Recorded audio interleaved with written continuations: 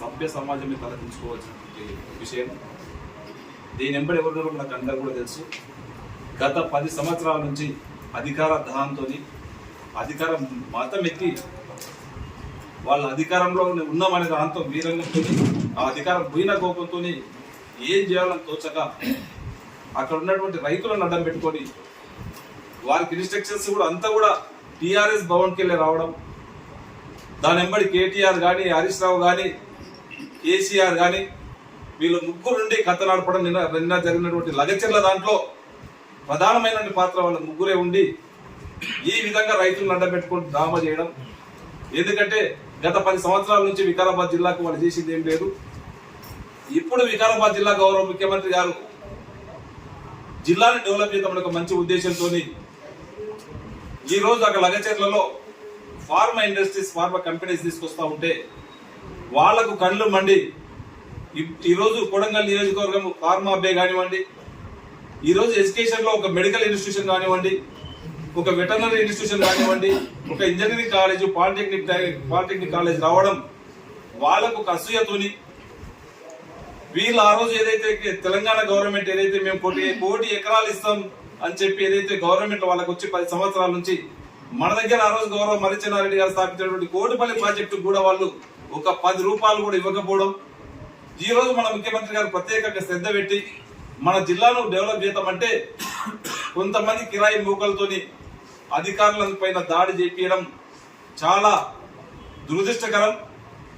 దీంట్లో ఎందుకంటే వాళ్ళ జనాలలో ఎక్కడ కూడా వాళ్ళని తీసేసిండ్రు.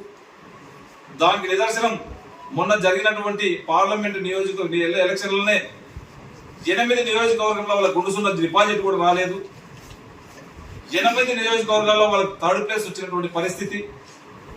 వాళ్ళు ఆ విధంగా ఉంటే ఈరోజు మా స్థానం ఎక్కడ కోల్పోతున్నామో, మేము 2వ స్థానం ఎక్కడ కాంగ్రెస్ మేము ఉండాలి, పోటీ పడాలనే ఒక ఉద్దేశంతో వాళ్ళు ఇలాంటి చిల్లర ముక్కల పనులు చేస్తూ ఉన్నారు.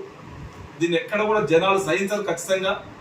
అక్కడ లగచర్లలో సురేష్ అనే వ్యక్తిని మొదలుపెట్టి వాళ్ళకి డబ్బులు కూడా దాదాపు 50 లక్షల నుంచి ₹1 కోటి వాళ్ళకి వెచ్చించి ఆ గ్రామం పైన వెచ్చించి నిన్న అధికారుల పైన దాడి చేయించారు. ఇది సభ్య సమాజం ఈ రోజు కూడైకొస్తున్నది. మిమ్మల్ని అందరూ కూడా తిరుగుతా ఉన్నారు.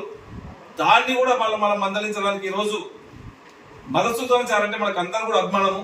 ఒక ప్రతిపక్ష నాయకుడు ఆయన ఈ రోజు వచ్చి కలెక్టర్ని ఏ విధంగా కొట్టిండు, అధికారులను ఏ విధంగా కొట్టిండో కొట్టడం పరామర్శించడానికి రావడం సిగ్గుచేటు. అది వాళ్ళ విఘ్నతగా వదిలేస్తున్నాం.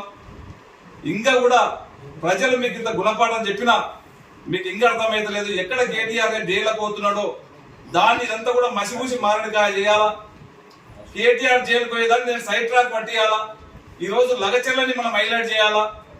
ఇక్కడ దీన్ని ఏదో మనము ఇబ్బంది పెట్టి దీన్ని ఇక్కడ ఏదో గడబడి జరుగుతుందని చెప్పి ఇక్కడ సృష్టించి ఆయన ఈ రోజు ఢిల్లీకి పోయి మళ్ళీ బీజేపీ వాళ్ళ కాలు మొక్కడానికి కాళ్ళబేరానికి ఏదైతే పోయిండో ఈయన కూడా ఏదో ఒక సృష్టించడానికే ఈ రోజు పోవడం జరిగింది. ఇదంతా కూడా బీఆర్ఎస్ వాళ్ళు రేపో మాపో జైలుకు పోతా ఉన్నారు.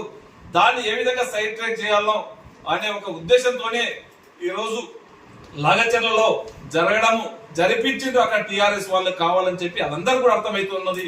ఇది మంచి పద్ధతి కాదు. గతంలో మీరు కూడా దాదాపు 50-60 ఎకరాల ల్యాండ్ అక్విజిషన్ చేసిండ్రు, లక్ష్మీదేవ్పూర్లో చేసిండ్రు, మన పక్కనే ఉదండాపూర్లో చేసిండ్రు, మనకి ఎక్కడ ఫార్మసీట్లో చేసిండ్రు, కాళేశ్వరం ప్రాజెక్టు చేసిండ్రు. ఎక్కడ కూడా వాళ్ళకి సహకరించినము, వాళ్ళ కాంపెన్సేషన్ ఎక్కువ ఇవ్వమని చెప్పినాము, ఇవ్వండి చెప్పినాము. మీరు రైతుల పక్షాన ఉండండి, మాకు కూడా లగచర్ల రైతులు మాకు కూడా అభిమానమే, వాళ్ళ పక్షాన తప్పకుండా మేము నిలబడతాం. వాళ్ళకు అవసరమైన మీరు కాంపెన్సేషన్ ఇప్పిస్తాం, వారికి కావాల్సినటువంటి దాంట్లో ఉద్యోగాలు ఇప్పిస్తాము, వారికి ఇంకేమైనా మంచి వెసులుబాటు ఇచ్చే ప్రయత్నం చేస్తాం. కానీ అధికారుల పైన చేయి తీసుకోవడం అనేది మంచి పద్ధతి కాదు. కూడా బుద్ధి రాకపోతే రేపు రాబోయే కాలంలో తప్పకుండా జనాలు మీకు సిద్ధంగా ఇప్పటికే చెప్పింది ఇట్లా కూర్చోబెట్టిండ్రు. మీకు ఇక్కడ నూకలు కూడా చెల్లవు. ఇక మీ తెలంగాణలో మీ హస్తగతి కూడా మీ స్థిరత్వం కూడా ఉండదని చెప్పి కూడా తెలియజేసుకుంటుంది. మంచి పద్ధతి కాదు. దీన్ని తీవ్రంగా ఖండిస్తా ఉన్నాం. దీని వెంబడి కొంతమంది కాదు, ఆ ముగ్గురే కేటీఆర్ గాని హరీష్ రావు గాని కేసీఆర్ గాని ముగ్గురే ఉండి ఇక్కడ ఉన్నటువంటి కొంతమంది చోటమోట లీడర్లతో ఆ ఓడిపోయినటువంటి ఎక్కడ జిల్లా లీడర్లను మొదలు పెట్టుకొని కథ నడిపిస్తున్నారు. అది మంచి పద్ధతి కాదని చెప్పి కూడా తెలియజేసుకుంటూ నాకు అవకాశం ఇచ్చిన వారందరూ కూడా ధన్యవాదాలు తెలుపుకుంటూ, గౌరవ ముఖ్యమంత్రి గారికి ఇటువంటి దానికి ఎక్కడ కూడా బెదరడు. మీరు ఎంత ఈ విధంగా ఏ మంచి పని చేసినా ఈ రోజు ఒక మూసి ప్రాజెక్ట్ చేస్తా ఉన్నాం, దాని వెంబడి కూడా చిల్లర పడుకుంటూ ఎక్కడ డెవలప్ కాకుండా ఎక్కడ డెవలప్ అవుతుంటే దాన్ని అడ్డు తగలడానికి మీ పరిస్థితి మీ పని ఉంది. ఇది మంచి పద్ధతి కాదు. ప్రజలు చూస్తా ఉన్నారు. ప్రజలు మీకు అవసరం ఉన్నప్పుడు తప్పకుండా మీకు మళ్ళీ బుద్ధి చెప్పడానికి సిద్ధంగా ఉన్నారని చెప్పి కూడా తెలియజేస్తాను. Thank you.